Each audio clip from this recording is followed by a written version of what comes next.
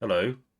I'm doing something a little bit different this time. I did mention on my channel on one of the community posts that I might be doing tier videos and just checking how people felt about that. It seems like a pretty popular idea, so I reckon that this is going to be something I do on a, not irregular basis, just sort of every now and then putting one of these out just to give you something until the next proper main video comes along. Um, So this is well, I say this is the first one I'm doing. This is the second attempt at this. I did record a version a couple of weeks ago, but I wasn't happy with how it sounded. Um, I think the sound check stuff in general has been getting better, but it takes a lot of editing to make it properly presentable. So I've got a new mic eventually at last. Um, so hopefully that helps a lot. So this is not scripted, so it's just sort of off the cuff. It's not going to be clean. It's not going to be neat, um, but it is going to be a video. So yeah, we should probably just get on with it, really. So I've gotten 1, 2, 3, 4, 5, 6, 7, 8, 9, 10, 11 soaps. Um, Now, not every soap is obviously represented here. These are just the ones I feel I have something to say about or are significant enough that it would be silly not to include them. So the first one is doctors. Now, I don't really have a lot to say on doctors. It's very different from the other mainline soaps simply because of when it's on. Um, but it does get attention, really. It falls by the wayside, but it's not as if it doesn't have a hardcore viewer base. And it's been going for a fair old while, Doctors. And ratings wise, it's pretty solid. I do have a video I want to make that touches on a particular scene in Doctors. The first and so far only British Soap Awards tie was a spectacular scene of the year in 2014, something like that. And the winners were EastEnders and Doctors, two very different scenes. And I'm thinking about doing a video about that because I think that's interesting, just how that came about potentially. Just the fact that they won together for the first time in that category. Neither one had won Spectacular Scene of the Year until that year. So there may be something to talk about with that. But fundamentally, I don't really have a lot to say on Doctors. And something you're going to hear me say probably a couple of times throughout this video is if you do have video ideas, I'm more than happy for you to comment them down below. I've got a list I've put together and I've added a couple of people's suggestions to that. So I'm more than happy to have those suggestions and we'll see about maybe getting around to doing a video on them eventually. But for doctors, I've got to put it in D. Probably explain what this setup is because there were people who didn't know what a tier video was, which is fair enough really because I don't think they're that popular at present. They were everywhere for a time on YouTube, but I think it was one of those things that sort of peaked and then left. Um, so D is the bottom tier, and then C, B, A, and S is like I think it's super or something. So yeah, it's just sort of top to bottom, and they won't necessarily be in a particular order once they're lined up, but we will just be sort of sorting them. And this is my own personal preference, so this isn't based on storylines or cultural impact or ratings or anything like that. This is just how I feel about them based on my own experience of them. So we've got another one. I've very very little to say about really. It will get better, I promise. So the Archers is a radio soap, and that thing's been running since like the early 50s. Um, Quite interesting because it was originally conceived as just a way to teach a teaching aid for farmers in post-war Britain, and it sort of evolved into a soap, a long-running drama series. There are a couple of things I want to talk about with the Archers. Um, I think one of them, I will need to do more research into this, but one of them is right back near the beginning. One of the most popular characters, her actress was fired and the reason why she was fired was because she was attempting to sort of unionize the rest of the cast to get better pay. So they sacked her to get rid of that. It sort of reminds me of the chap who played Emily's husband Ernest in Coronation Street. Um, he was killed off, I think, for kind of the same reason I've heard. Um, but the Archers, I mean, that thing's just been plodding along, and it's a very different fan base, very different audience than any of the other British soaps, even like the older ones that have been running for ages, simply because it's on Radio 4. Um, you're targeting a very different demographic there already than you would be with television. Um, so not a lot to say about the Archers, but I can't imagine there isn't something there with something that's been running for like 7 or 8 years longer than Coronation Street has. So I would like to talk about the Archers. Now Hollyoaks is sort of a different one. Now, Hollyoaks has always sort of had this bad reputation as being like the very pretty ugly duckling of British soaps. It's sort of dismissed as being the worst of them. Like like Coronation Street and EastEnders have a degree of cultural pedigree, but Hollyoaks is just sort of crap that is put out just for like ratings and stuff. Um, I sort of thought that too when I was growing up. And I remember there was a running joke when I was at school that because The Simpsons aired before Hollyoaks did on Channel 4, you had to be quick and to change the channel as soon as The Simpsons ended. Otherwise, you ran the risk of running into the Hollyoaks theme tune, which was sort of unfair, I think. Um, Having grown up and found out a little bit more about it, I think Hollyoaks is really underrated, and I don't think it deserves the reputation it gets. Like, it's clearly doing something right. It's been running since I think the 90s. Um, it won British Soap Best Soap Award at the British Soap Awards. I want to make a video about this before Emmerdale. Like, it was the third soap to win it, um, which I think is really fascinating. I would love to make a video about that. I think it might have been 2014. I think it wasn't just because Hollyoaks was doing stuff well; it was that EastEnders and Coronation Street were doing stuff poorly. Um, so Hollyoaks definitely deserves more credit. I would love to do a couple of videos or more about it. So if anybody, I know that I'm sure there's Hollyoaks viewers who watch these videos and are waiting for me to do something about it. Um, but if there's any like storyline ideas you want me to look into, I'm more than happy to do that. Um, but definitely, I'd love to do a video on why it won Best Soap Award. So I guess Hollyoaks is not right at the bottom, not right at the top, but you know, there's stuff in there, and I feel like it's unfairly overlooked. So it's not for me soap wise, but clearly it's doing something well. The Neighbours is sort of something different. Now, Neighbours is a soap.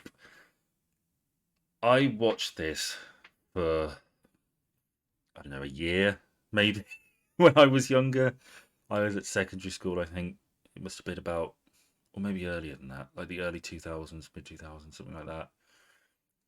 And it sort of stayed with me for all that time, just that brief window of time when I watched it. I remember a fair bit about that soap from very little exposure, really. I remember the plane crash that killed Harold's family. I remember Harold trying to kill Paul Robinson. I remember Harold and Lou opening the shop together and Lou getting a Russian bride. I remember Stingray and Stingray's death. I remember Sky and the baby. I remember those twins. I think one of them was called Dylan. And there was a whole thing there where one of them was suspected of blowing up the plane. Um, but yeah, it really stayed with me. Like I think it's down. I think to the escapist element of Neighbours. Like much as we love London and Manchester and Liverpool, they're not the most aesthetically pleasing cities on the whole. There's definitely pretty areas of those cities, but you know, Walford is not Australia or an Australian suburb, is it?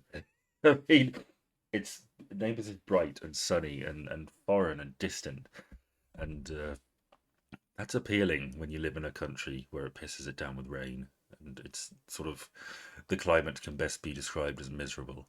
Um, that is, it's very appealing, and I absolutely got caught up in that. I haven't put Home and Away on here because I never once watched Home and Away, and I wouldn't be able to say anything about it. But Neighbours, I did, and even though I didn't watch it for very long, um, it really left a lasting impact with me. Like I still think about that on a fairly regular basis, like once a month or so. I'll just think about that time when I watched Neighbours. Um, and there's stuff I can talk about there too. Like it was cancelled not too long ago and brought back by I want to say BritBox or something like that, or some like online thing. Um, but there's something to talk about there, and I think it's interesting just in terms of British attitudes to soap. Not so much British attitudes to soap, but the market for soap. Like BBC and ITV have their own soaps, but Channel 5 tends to import them in. I think they had um it was called Family Affairs they had on there. Uh but Channel 5 tends to import them in. Um I don't think it'll have Neighbours anymore, obviously, since the cancellation, and I don't think that will be aired on terrestrial television. But I think it still has Home and Away. Um, but yeah, for that brief window when Neighbours meant an awful lot to me and stayed with me, I sort of have to put it in A. So now I talked a good bit about Crossroads um in my last video. I've got two Crossroads. One is the original run and one is the revival. And the original Crossroads, when I sort of went into it, my impression of Crossroads was basically that it was Acorn Antiques, but a bit less on the nose. I think a lot of people have this view. I thought Crossroads was basically like a farce. That was my view of what I was going into. Just sort of from cultural osmosis. I thought everybody would be flubbing lines. I thought the sets would be like noticeably wobbling, that you could see boom mics, and every now and then a cast member would like noticeably forget their lines, or a member of the crew would walk into shot. Um, but it wasn't like that at all. Um, those things definitely exist. As I say, it's in the video. It's because of that production scheduled time frame that they just did not have enough time to do as good a job as they could have done.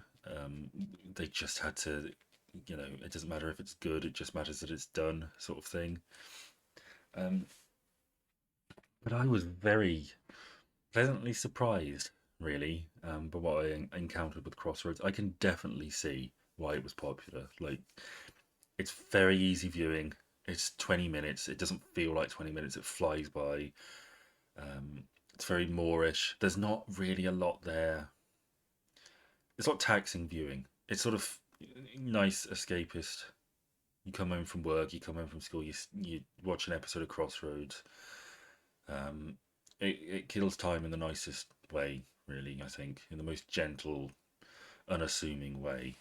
Um, so it's definitely the sort of thing I would have watched, and I think the reputation it's gotten is really unfair.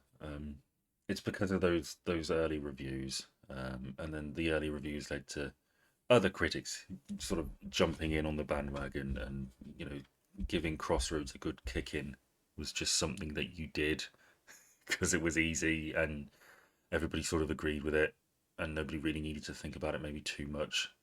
And then Acorn Antiques had its really very fun take on Crossroads. Um, And that's where the reputation comes from. And it's not like there isn't any truth to that, because there definitely is. Like, we shouldn't pretend Crossroads is perfect or like nearly as good as half of the other soaps on this list. But it did stuff like before Coronation Street did. Those milestones are really genuinely important and very surprising, frankly. The fact that it had the first main sort of named black character in British soap is really important, and we don't talk about it. Um, I mean, there are other sort of less substantial milestones that are still important, like the Down syndrome storyline and the first paralyzed character and stuff like that. But certainly the fact that it had the first main black character in a British soap. I mean, I will be talking about stuff like that with Coronation Street. I want to make a video. I'm not sure what form that will take, on why it took Coronation Street so long to do that. Um, I think really the short version um, is that basically it was a soap made by people who were sort of very much outside that world. EastEnders and Brookside, even Crossroads really only did otherwise because they were in competition to some extent or other with Coronation Street. Um, but yeah, Crossroads got there way before Coronation Street did. Um, and I think it. I think it deserves more respect. I know it deserves more respect. I think you know most people who have seen the soap know it does, regardless of whether you think it's brilliant or whether you just think it's not as bad as people say it is. And I'm sort of somewhere in between there. Really, I don't think it's brilliant, but it's good. It's watchable. It's fun. It's harmless, and it deserves more respect. So while it doesn't have the same sort of impact for me as Neighbours, it definitely deserves more. So it's going right there. Now, the revival is something different. So in I think 2001 they did this. No, ITV had or Carlton I think had the rights to Crossroads, and it had name recognition, and the fan groups were still going. The official fan site and the official fan club and all that was still chugging along and still very much singing Crossroads praises. And it did have a big viewer base at the time. Like, it was beating Crossroads on some occasions, or beating Coronation Street on some occasions. So they've got this thing that's definitely got something to it and has been proven to be a moneymaker in the past. But it comes with such a toxic cultural legacy that they can't really do a proper revival of it. So they want to, at the same time, they want to cash in on the original run of Crossroads, but they want to distance themselves from it too. So what you get is something that is really Crossroads in name only. I mean, they bring back some characters. Meg's like daughter comes back, and Adam Chance comes back, and I think like one of the chambermaids comes back. Um, but obviously they couldn't bring um, Meg Mortimer back. Um, I'm sure a lot of the other actors weren't really interested, and frankly, I think they wouldn't have wanted a lot of the actors back anyway because they wanted to distance themselves from it just enough. Or they wanted to reference it just enough, really, because they don't reference the original run that much. Um, I think there's a Noel Gordon there's like a Gordon conference room or something, which is nice, I guess. Um, they knew they had to do just enough to be considered a Crossroads revival, but they didn't want to inherit that toxic cultural legacy, and the fans really didn't like that because they felt it was pretty disrespectful to the original run and to them, and I think they're right. The weird thing about the Crossroads revival is that it's really camp, and the original Crossroads run was many things, but I don't think it was really camp. And I think you get the issue there where you alienate the people who watch Crossroads because the people who watched it and genuinely enjoyed it find it disrespectful that you're making a Crossroads revival that isn't really a Crossroads revival. And the people who watched the original run of Crossroads because they could laugh at it and it was a bit naff don't really like it because you can't you can't synthesize that. It has to be genuine. Um, it only works if it's accidental comedy. It's like the difference between um, accidentally making a bad film, like The Room, and trying to do it on purpose, like Sharknado. It doesn't quite hit the same way. It's not quite as funny. There has to be a genuine effort put in. And I think Crossroads, the revival of Crossroads, really got the wrong end of the stick. There's a documentary, like the making of, in the build up to the revival airing. And one of the things that, like an arc phrase, they keep saying about how the sets don't wobble. These sets don't wobble. There's no wobbly sets here, and it's like they are very desperate to to make sure everybody understands that this is this is not really Crossroads. This is not Crossroads as you understand it. This is different. We're not gonna do that. We're not gonna be crap. We're gonna be something different. Um, and the result being it left absolutely zero cultural impact whatsoever. I mean, apart from one thing, I have to say, I think I'm certain I know I watched it, and the reason why I'm so unsure about that is because I don't remember a single thing about that show. Not a thing. I watched that maybe not for its entire run, but I remember coming home and that being one of the things I did once I got home. I would stick on Crossroads, but it never did really anything for me. I remember very little apart from the ending, and I don't know whether it's still as well known today. It's only at the time it was. Um, the way Crossroads ends is that it turns out it's all a dream, and that all the main characters actually work in a supermarket, and the proper main character, the owner of this new motel, has dreamt up that she and her colleagues work in a motel that isn't the Crossroads Motel, but is sort of like it and goes by the same name. Um, she's such a Crossroads fan. She had a Crossroads centric dream that didn't have Noel Gordon in it, and like most of them, like Benny's not in it, and Miss Diane isn't in it, and Amy Turtle isn't in it. And it's like you don't have the main reception is very different, and it's like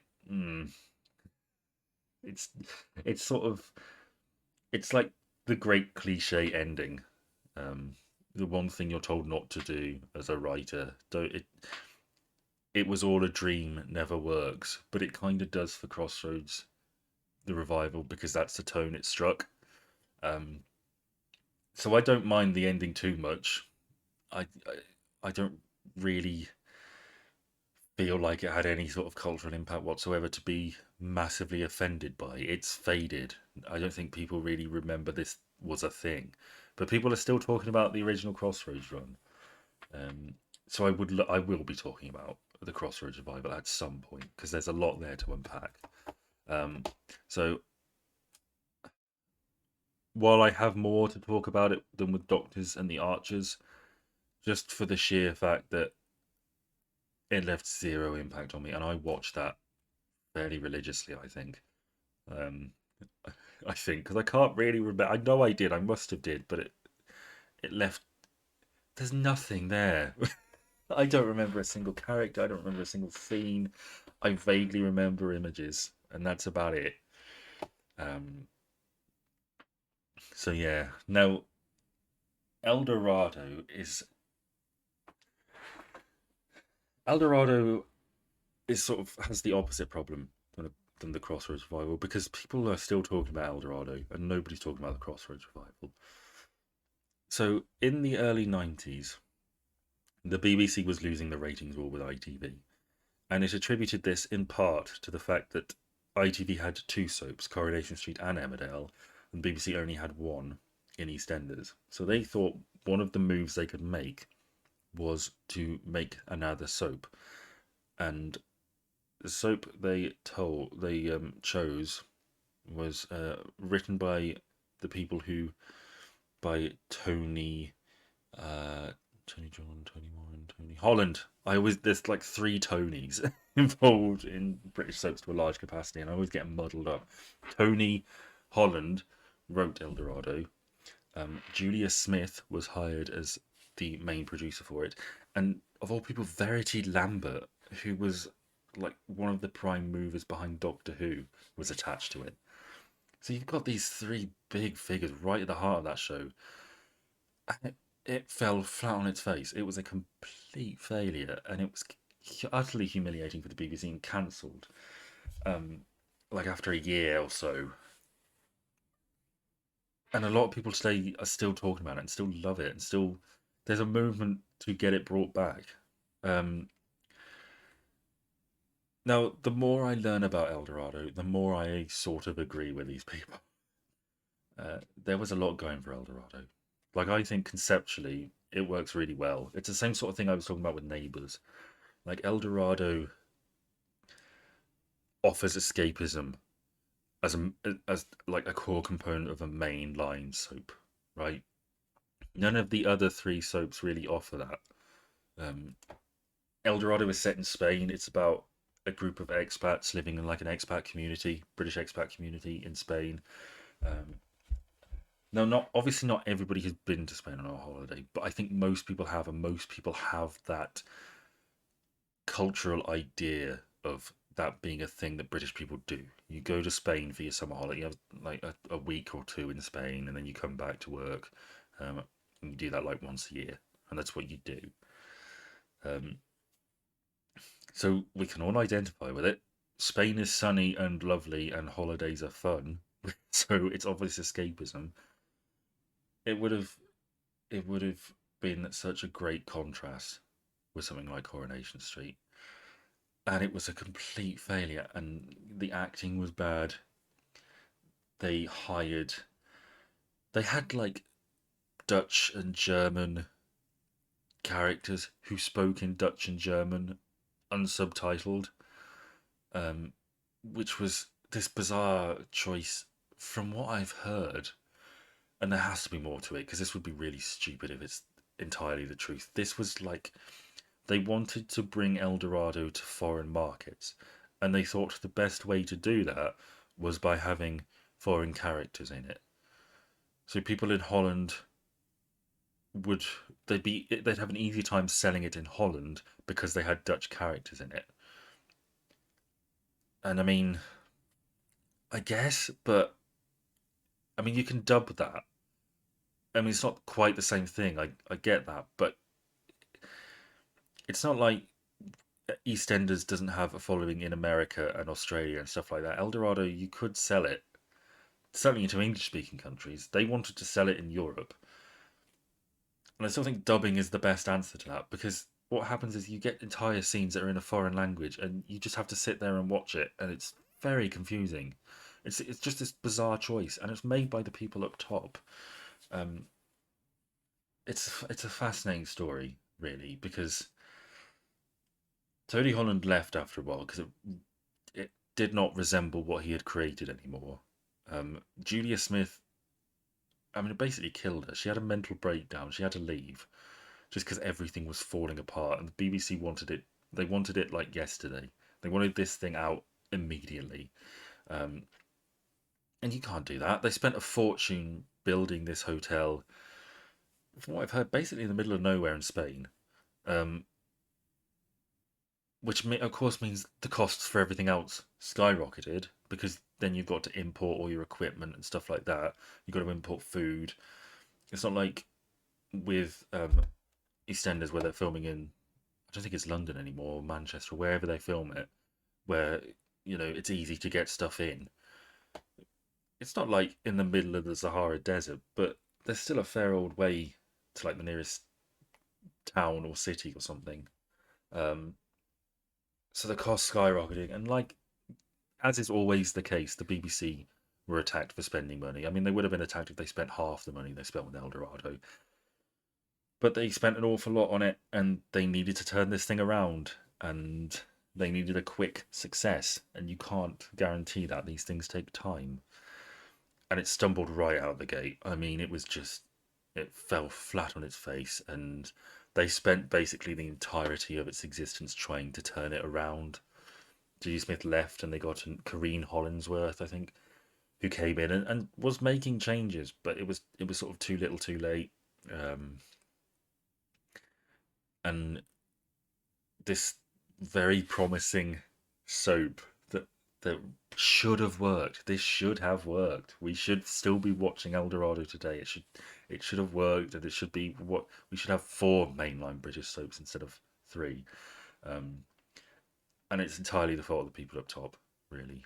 I mean, you can argue that Julia Smith probably shouldn't have cast total unknowns. She'd done it for EastEnders, but the unknowns that she cast sort of couldn't really act. Um, but there were time pressures that she didn't have with EastEnders, really. So yeah, there's, as I said, there's a lot of people who want El Dorado to come back. It will never come back, I don't think. Certainly not on BBC. It might on some sort of online platform. Probably not. Um, but I think that again, it's like the Crossroads thing. The cultural legacy is just too toxic to ever consider bringing that thing back because everybody will immediately name recognition. El Dorado is coming back. Oh, you mean that thing that got cancelled after a year because it was awful? Um, and I don't think after El Dorado was cancelled, the BBC, I think the big players moved away from making soaps and turned their attention towards things like Holby City and Casualty, which had long running dramas that had like seasonal runs throughout the year. Um, so I don't think we're going to get a new soap on East End, on BBC or ITV anytime soon. But frankly, I think it wouldn't be the worst thing in the world if they had another crack at that concept because this thing should have been a goer. It really should. So you know what? For all of El Dorado's reputation, there's a lot to talk about there. I will definitely be making a video about El Dorado. Um, yeah, I'm sticking it there. I feel rather fondly towards El Dorado. Now, Emmerdale is a little bit different. It's not a soap I watched an awful lot of. I watched it very briefly, and I only really have one memory of Emmerdale, and that's the death of Trisha in the storm, um, 10 years after the plane crash. And that stayed with me. That really affected me as a kid. I remember watching that and just being sort of heartbroken, and you know the little shrine that Marlon had to her, and how difficult he had it. Sort of moving on from that, that was, I mean, that's a testament to that soap, really, because whatever it was trying to do, it did it, and it did it well. Because I still think about that, and that's one of the things about soaps. I think a lot of people watch them when they're younger, and it's very easy to leave an impact on a child culturally. All those things you see when you're a kid that you don't know necessarily what they came from, but you've got this image or this scene or this line in your head that sort of stays with you for the rest of your life. Um, Trisha's death in Emmerdale is one of those things for me. Um, I still think about that, but I don't never really watched an awful lot of Emmerdale. Now I have 2 videos I really want to make about Emmerdale. The first is about the plane crash because I think that's really interesting. I think that's not only is it really interesting, I think it's really important, just for soap on a wider scale. Um, Emmerdale was a very slow soap, really. Not that it didn't have its sort of dramatic storylines, conventional soap storylines, but it was sort of the reputation it had was basically of being dull. It was about farming and, you know, people sitting around a breakfast table and drinking tea and, you know, jumpers, and every now and then the sheep would escape, and that would be a big deal. Um, and I think people forget this. Emmerdale very nearly died in like the late 80s and 90s. I think channels would like regional channels were dropping it, and it was very much a possibility that this thing would just die out, that it would be cancelled, sort of gradually. The plane crash changed all that, and it's sort of staggering that overnight, Emmerdale went from an old style soap that was slow and a bit tedious to a modern soap, just in the space of a night, and a very dramatic night too. You don't get much further than dropping a plane on your main setting. Um, and it was a good opportunity to get rid of the deadwood. It was a good opportunity to prove what Emmerdale could do, like a proper big budget film, not massive big budget film style thing, but closer to a film style effect than anything a soap had ever attempted before. It's not like soaps didn't have disasters. There was a fire at the Rovers. A truck, like a van or a truck, crashed into the Rovers' return. There was a van or a minibus crash in the early days of Coronation Street. It was not like they hadn't done stuff like that before, but nothing on this scale. And this sort of it made it. It didn't make it possible, but it made people realize that this was something that you could do. Um, that soaps had the potential for this sort of spectacle. So if we're talking about things like the Coronation Street tram crash, the viaduct collapse in that live episode, and things like that, really all that owes its genesis to that plane crash. Incidentally, the plane crash was conceived by the same guy who made Hollyoaks, which is pretty cool. Um, so that's one of the things I want to talk about and I definitely will be talking about that at some point because it's one of those significant pivotal moments that took soap from point A to point Z, um, from where it started to where we are now. That's really uh, when I started making this channel. That's part of the the thinking I had behind it. Like, how did we get from Coronation Street where it was in 1960 to Coronation Street where it was in 2022 as it was then? How did that come about? What were the pivotal moments of change that sent it in a different direction? And the Emmerdale plane crash is absolutely one of those. Um, it's not quite as important as someone like the introduction of EastEnders and things like that, but it's definitely up there. Um, One of the other things I want to talk about with Emmerdale is I want to make a video on soap bitches because I think that's a fun archetype. And I want to talk about their genesis and where they come from, which is America and Dynasty, I'm pretty sure. Um, and how that sort of voices itself differently in Britain and sort of key British soap bitches. And I don't think there is a better soap bitch than Kim Tate. I mean, I think that's just the most fun camp character. I just think that's straight out of Dynasty, and I think you can only really have a character like that in Emmerdale because there's money in Emmerdale, and there isn't necessarily money in Coronation Street or EastEnders. Um, there's no country estate in Weatherfield, um, and I think you sort of need money to be a top tier soap bitch. So I will be talking about Emmerdale in that capacity as well if I get around to making that video, and I hope I do. Um, But M&L, it's a mainline soap. It's been running since the 70s. There's got to be more to talk about, surely. So if you are an Emmerdale fan, um, by all means comment down below, because I can't imagine there's not more to discuss. I like researching stuff like this. I like looking into it. I like stumbling across storylines and thinking, "Oh, that's significant. That there sounds like there's something in that. I'll look into that," and finding that there is. Um, So yes, if you're a fan of Emmerdale, and I know they exist, I'd really like you to sort of, if you have any ideas or if there's anything you really want to see me discuss, um, as I say, by all means, put it down below. But I never really had that much experience of Emmerdale. Trish's death, I still think about Trish's death, crushed by that chimney. But I think I have to put it in C, unfortunately. Um, Now, Brookside is different. Brookside, I missed the peak of Brookside by quite a bit. I was there in the tail end, and I don't remember much, unfortunately. It's one of those soaps that I got more into after the fact.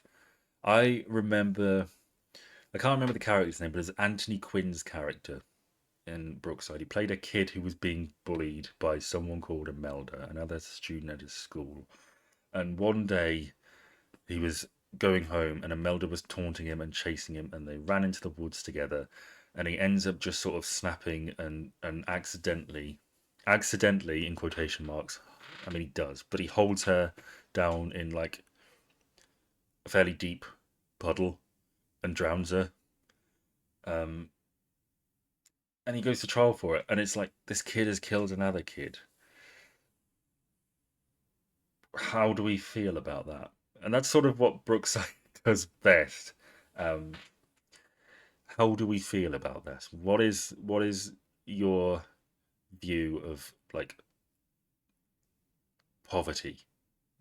Which is such a stupid way of putting it, but you know what I mean. It's like Brookside was the soap that really had something to say. Um, it was about working class people in Liverpool during the 80s, which was not a great time to be a working class person in Liverpool. Um, it was about real issues. It was about real things. It wasn't afraid to make a point. I think I think the best way of illustrating just how different Brookside was from the main soaps. Coronation Street did the Free the Weatherfield one storyline, where Deirdre goes to prison. It's falsely convicted of being a con artist and sent to prison, and the person who actually did it goes free. And it was a huge deal at the time. Um, and there were campaigns and everything. But Brookside did the same thing, like a few years earlier. I can't remember the guy's name. I think it was Barry Jackson or something like that. He was found wrongly guilty. He went to prison. There was a campaign to free him. But Deirdre was freed, and Barry wasn't.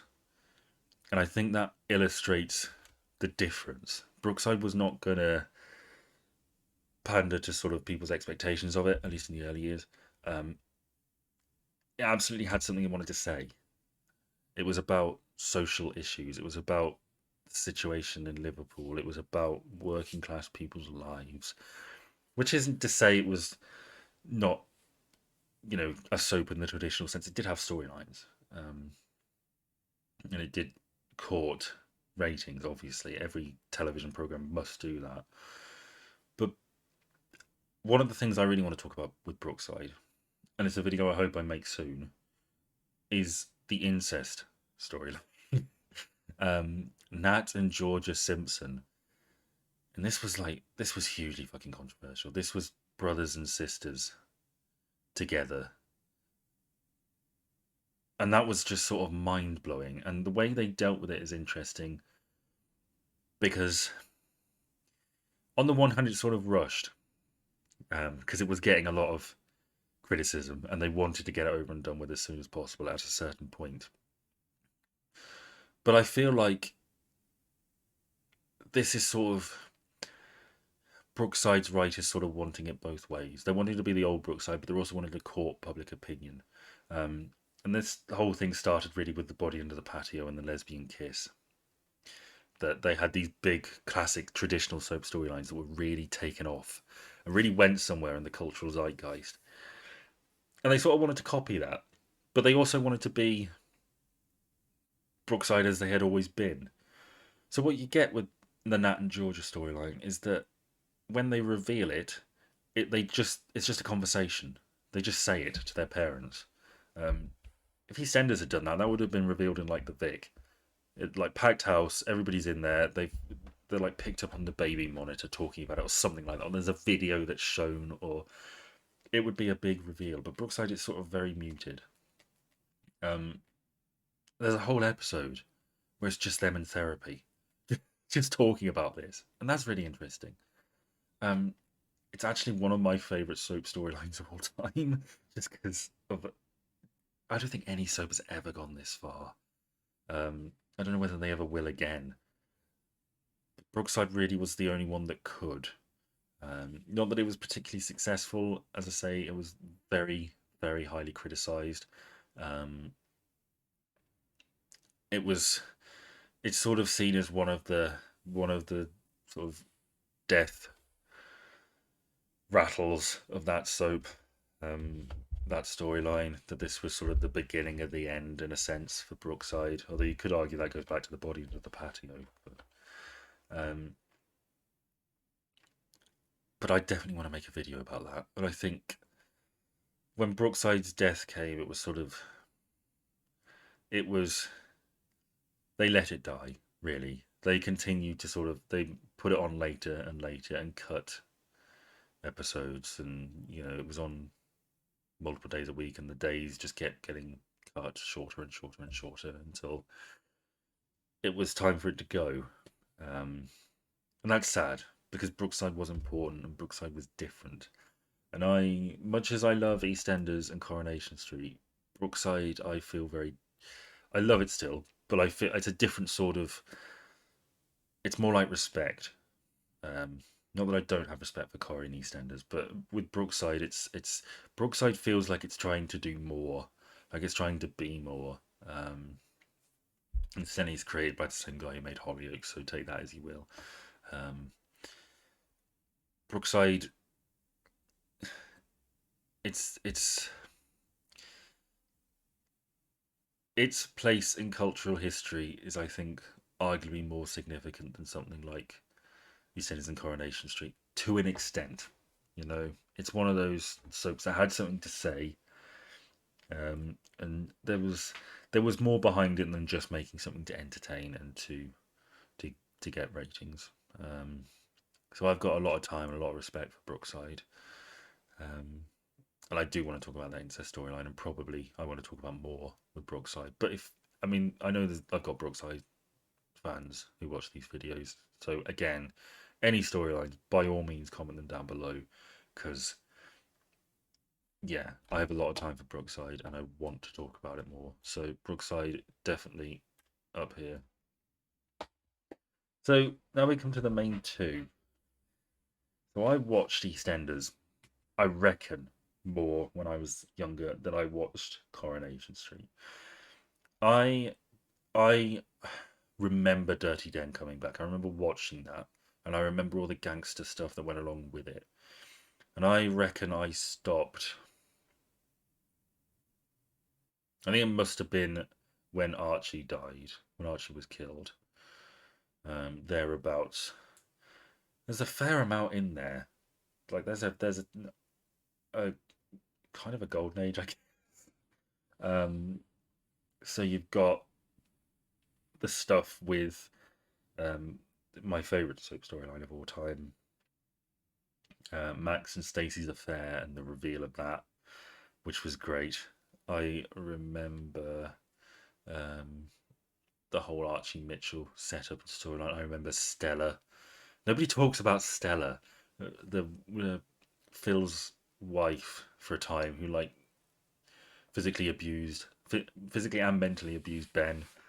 Um, Played by Sophie Thompson in this really fun, creepy, unsettling role. Like completely the opposite of the sort of person Phil would ever be attracted to, but he just married her because, in some sort of twisted sense, that sort of mousy, weird solicitor, I think she was, is his idea of what a normal, easy woman is, which is interesting in itself. Um,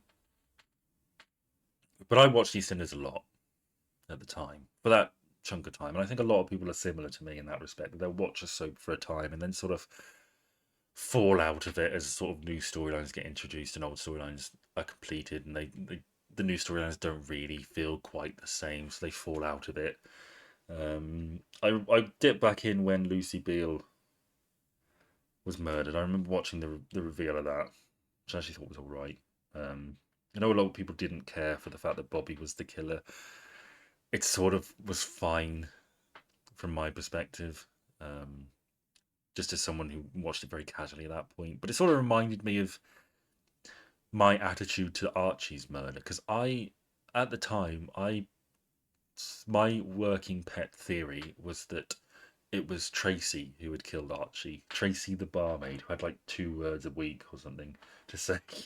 Um, my view was that she had watched Archie like rip the Mitchell family apart and decided to avenge them on their behalf. Um, Not the worst. I thought it was fun. I was a bit disappointed when it turned out it was Stacey because she was like, she's the character they clearly love Stacey Slater, and she is a great character. Um, but in retrospect, it really could only have been her, couldn't it? Um, so yeah, I dipped out of EastEnders, and it's hard to find videos. It's hard to find EastEnders episodes online. There are a few knocking about. I've seen a lot of them. Um, I sort of wish there was an online archive of just all of them because there are a lot of episodes from the 90s I wish I could see. Pat and Frank's affair. That's like one of my favourite storylines of all time. Um, just sort of their entire relationship, and I can't really find many episodes in that period. The reveal episode is there, and there's some other stuff like the four hander, which was split into two handers. But there's very little of their time in Spain, and I'd like to see that. Um, I've got a good few videos on EastEnders. Actually, it's the soap I've got the most video ideas for, because I think EastEnders has been more proactive in seeking those big ratings and having those big storylines than perhaps Coronation Street has. Not that Coronation Street hasn't had those, but EastEnders is more, you know, forceful about it, I guess. I don't know. But yeah, I definitely want to talk about Pat and Frank's entire relationship, frankly, because um, it's it's like a holiday romance that I mean, it is a holiday romance. They met on holiday and they had a romance, and then they decided to pick it up years after the fact. And it's sort of a good indication of why you should leave holiday romances, because as good times as they had when they were married, a holiday romance is meant to just be a wistful thing you think of every now and then. Um, and I think Frank Butcher is one of the best soap characters of all time, absolutely without a doubt, one of my favourites. Um, you know, I think the whole thing about Frank Butcher is that he's a man who's shit at everything, apart from convincing people that he isn't shit at everything, including the audience. That's his thing. He's a bad father, he's a bad husband, he's a bad businessman, he's a coward, he's irresponsible, he's thoughtless, he's reckless, he's lazy. But despite all that, I still like him. Like, despite the fact he's sort of there's very little redeemable about him, really, on paper. But you just can't help but love him, um, despite it all. And that's sort of fascinating to me. And that performance from Mike Reed has a lot to do with it, of course. Um, I think I know I'm not alone in this. I think I can't think of many people or any people who hate Frank Butcher. Um, but that's something I want to talk about. I want to talk about Sharon Gate, which is actually the next video I'm working on. That was what was voted for in the poll, Sharon Gate. And I think I'm not going to talk about it too much because I want to talk about more in the video. Um, but I think there's more to Sharon Gate than I think people realise. And I don't think the focus of Sharon Gate is what you might think. Um, so that's going to be interesting. I'm looking forward to getting started on that. I want to talk about Trevor's abuse of Little Mo. That was huge at the time. That I can't remember who she was, but she was like a really big campaigner against domestic abuse. She set up shelters. She was a big name in that field, and she said that storyline did more for raising awareness of domestic abuse in like the course of like a year or in even one episode than she did in her entire career. Um, it's a harrowing watch, but I think it's an important watch, and I definitely think there's stuff I could talk about there just in terms of the characters they chose. Because Little Mo is, it would be different if it was happening to Cat, right? I mean, there's still a great and interesting story to be told there, but if you're telling a story about the harrowing effects of domestic abuse, the best person you can choose for that to happen to is someone who's like innocent and sweet and everybody wants to protect, like little Mo. Um, the guy who plays Trevor's great. Like he's just got such a sharp face and sharp features. The fact there's so many things that sort of add distance. Um, like he's Scottish, so he's like an outsider when everybody else is from London.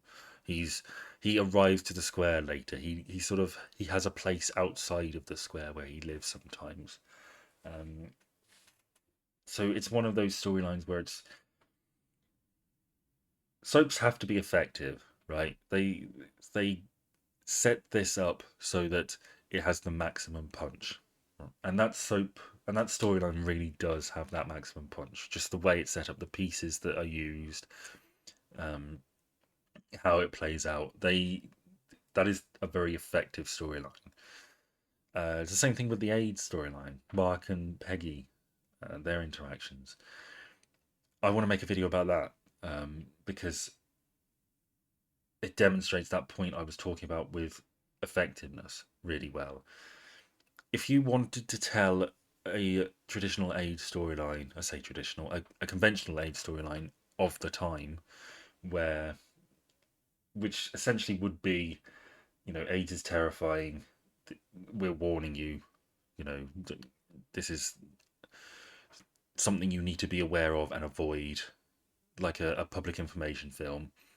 The obvious candidate is Nasty Nick, because he's a heroin addict. You could easily write a story where he uses a dirty needle and gets it, and it sort of plays out like it's his comeuppance, um, the consequences of his actions, that sort of thing. Very much a public information film type thing. But they don't do that. They make a story that's sort of arguably scarier, that basically anybody can get it. Um, and I think those two actors, the guy who plays Mark and Barbara Windsor, they had two roles in this country that they were known for before that. He was on Grange Hill and she had the Carry On films. And I think both those characters play a part in making that soap storyline effective. And there's other stuff as well, like Grant says that he has a mate in quotation marks. It probably is a mate. They only wrote it that way because they couldn't have Grant as the guy who almost got AIDS, who had a scare. Um, but the fact that if it's somebody Grant is friendly with, we can assume that they're basically like Grant. And if someone like Grant can get it, who hates drugs and is very heterosexual, then anybody can get it. Um, so I think that's really interesting. I want to talk about Colin and Barry and Saeed and Christian. Colin and Barry, that was EastEnders' first gay kiss.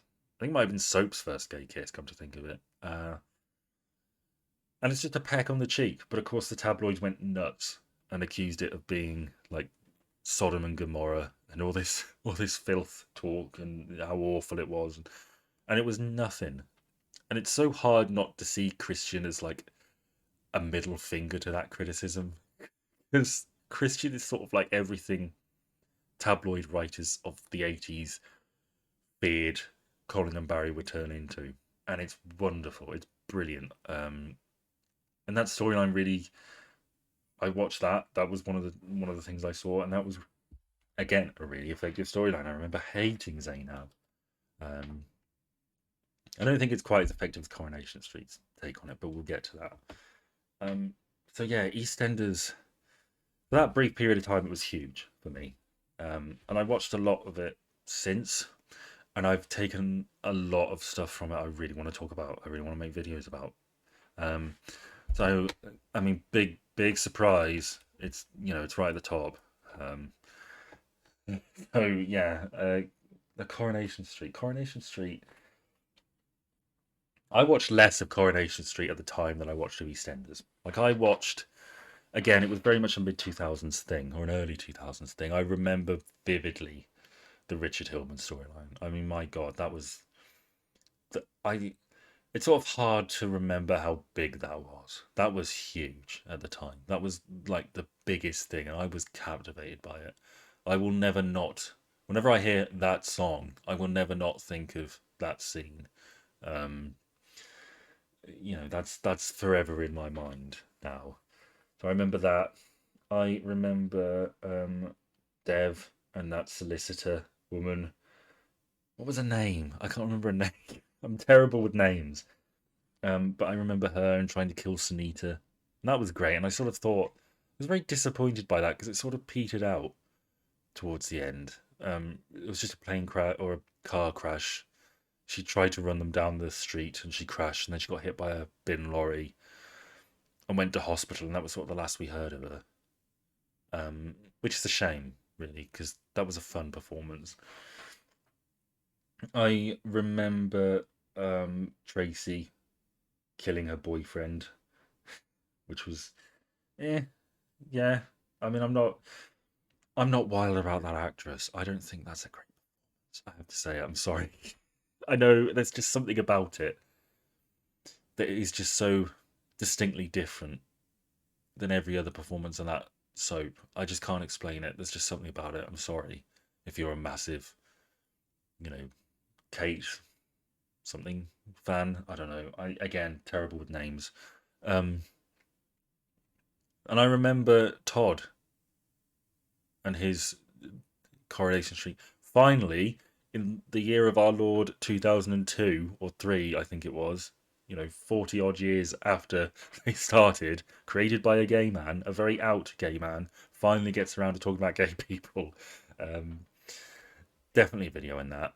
And I think it works a lot better than Saeed and Christian.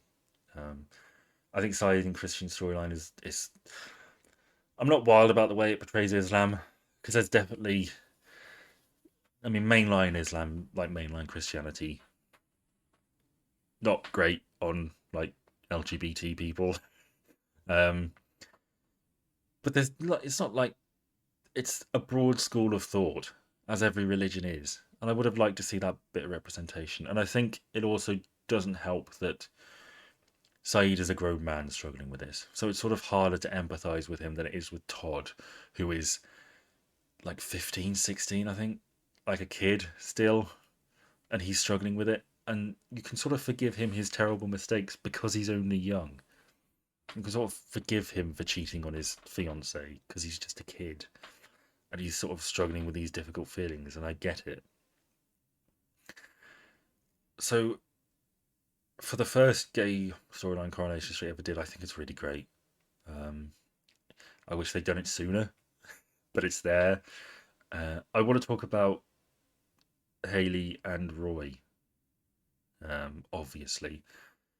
That trans storyline, there's so much to talk about there because Julie Hesmonday, um, she has said, and I agree with it, I think, from what I've seen, that you sort of get the impression that that was conceived as a joke in the writer's room, like a funny little one-off appearance that Roy goes to a party and meets someone who he finds very attractive and resonates with, and they go on a date, and it turns out that she's actually a he, and oh, what fun, what's he like, that Roy, getting himself into all sorts. I think that's probably how it was conceived, but I think it turned into something very different early on. I think they saw the potential of it. And I think Julie Hesmonday, her, I think she's a large part of that because she absolutely took that seriously. Um, she knew what a big deal it was, and she was committed to doing it right. And I think Coronation Street were at a certain point too because they got in like specialist advisors to talk about this stuff, um, to make it realistic and to get it right and to avoid that criticism that would have come if they didn't. And you can absolutely, and I think it's fair to make the case that Haley should have been played by a trans actress. It's not like they didn't exist in the 90s; they did, but for what we got, it's something, and it's a big something, and it's a start. It's a start with that storyline, and we've had a bit of progress. EastEnders had a trans female to male character. Hollyoaks had a trans character, so we're getting there, you know. But I think it's one of those big missed opportunities in soap. I think that Roy and Haley never had a kid. They were looking into fostering, um, and they ended up kidnapping a kid because he was being abused, and they're good people. And well, I think they were found not guilty, and there was no case to answer for, and they could foster again. The whole experience sort of put them off, and they never really revisited that. And I think that would have been really interesting to see Roy and Haley with a child, and how are these two people coping as parents? What are they like? What is it like to be a child raised by Roy and Haley? How do they deal with the struggles? What's like bullying? How do they deal with that? How do they deal with a child that becomes a teenager and doesn't necessarily like having two parents who are subject to complete mockery, frankly, by a lot of people? How do they deal with that? That would have been really interesting. Um, but they for whatever reason they didn't go that way, which is a shame. And I wish they had, but there's definitely a video about Roy and Haley in there that I'd like to talk about. And I think it's interesting that the soap is very much in their favour. Like, it's very clear that the two people who criticise it are Les and Mike Baldwin and Ken. And if Ken and Rita had come out and said, you know, this is wrong, this is obscene, that would be different. But you've got like the two worst people on the street saying it. Um, I think it's fine. We can take it that it's fine. Um, I want to talk about Ken and Deirdre as well. Uh, I think it's really interesting to me because Ken, by virtue of the fact that he was not going to leave the show just because he's been there from the start, you sort of end up getting a more interesting character than you might have otherwise done. Because Ken's whole thing is that he was the first in his family, a working class family, to go to uni, and he sort of got ideas above himself and thought he was better than his surroundings and more intellectual than his peers, the other people in the street. But he never left, and the reason why he never left is because he was a big fish in a small pond, and the pond could only get smaller, bigger. The pond could only get bigger, and that was terrifying to him, I think. And this isn't just me reading into it. That's text. That's mentioned in an episode. He and Deirdre talk about this. Like, if he stays where it's safe, where he knows he's like the intellectual king of the street. If he goes anywhere else, he might not have that anymore. So he's stuck, always wanting more, but never really capable of bringing himself to risk it, playing it safe his entire life. It's like when Stephanie Beacham, when he had an affair with Stephanie Beacham on a canal boat, and he could have gone off with her and hung out with all her artistic, liberal, intellectual, creative friends, but he couldn't do it because he wanted to stay with Deirdre. I'm sure he loved, but is he ever really going to be intellectually challenged by Deirdre? No. He's never going to be corrected on a literary point by Deirdre. Stephanie Beacham's friends might have been able to do that. Um, but it goes the same way for Deirdre too. Like, she's settling for Ken just as much as he's settling for her. She's You can just see in the people they have affairs with. Like, Ken tends to go for like upper middle class people, more intellectual jobs. Deirdre goes for like exciting, exotic men, different men. People like Dev and Mike Baldwin, and they're not each other's ideal match at all. Um, but Deirdre's with Ken because Tracy needed a stable father. Ken's with Deirdre because you know she's not gonna. He doesn't feel challenged by her intellectually. He feels secure. It's not like they don't love each other, but there is an element of settling for one another.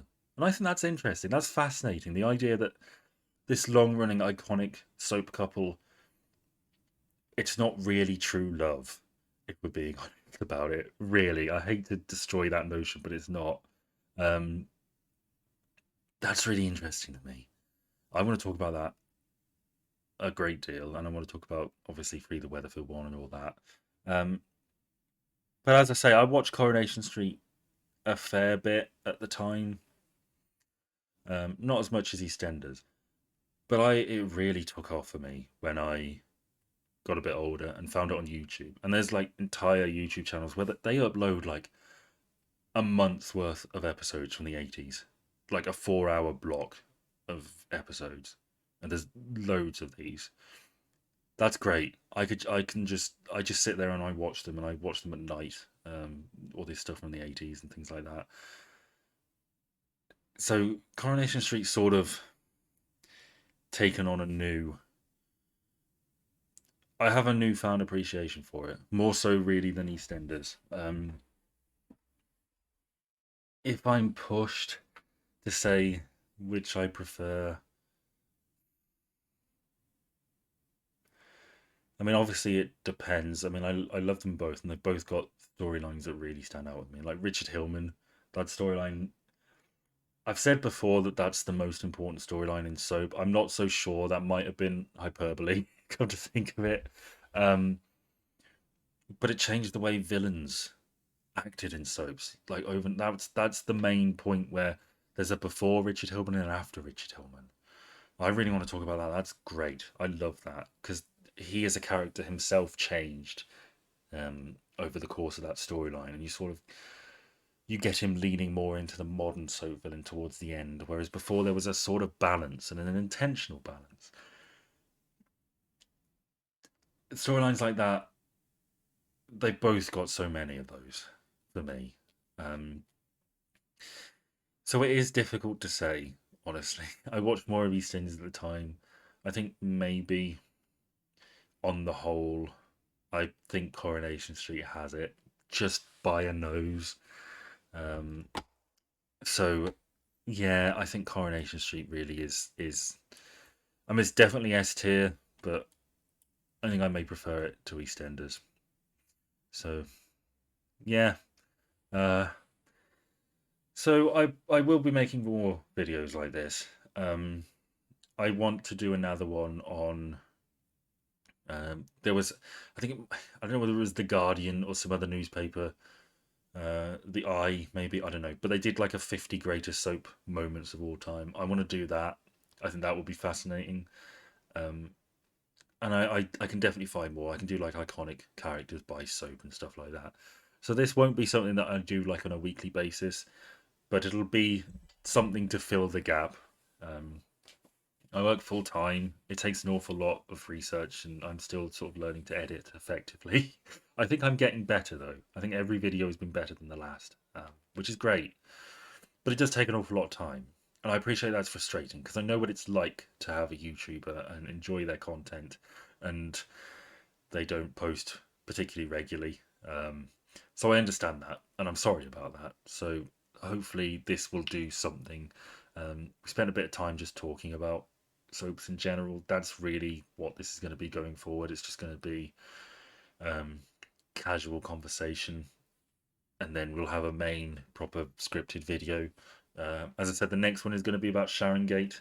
No idea when when that's going to be out. I'm still in the very early stages of that, but I'm looking forward to working on it. Um, so yeah, as I said, if you've got any, I'm so open to recommendations. I've got a big list that I can spend ages getting through, but I'm more than happy if there's anything you want to see me talk about. Post it in the comments down below. I'll look into it. It may be a goer. It may be something I feel like I can talk about in an entire video. It may not be, but things like Hollyoaks and Emmerdale and really Brookside, there's got to be there are definitely storylines in there that I can talk about, and characters I can talk about, and behind the scenes stuff I can talk about. So I'm very receptive to that. So yeah, I hope you enjoyed. I hope you'll stick around a bit more. It's been great having such a reception to this silly little YouTube channel. I didn't think it was going to go anywhere. I thought I'd be shouting into the wind with this, frankly.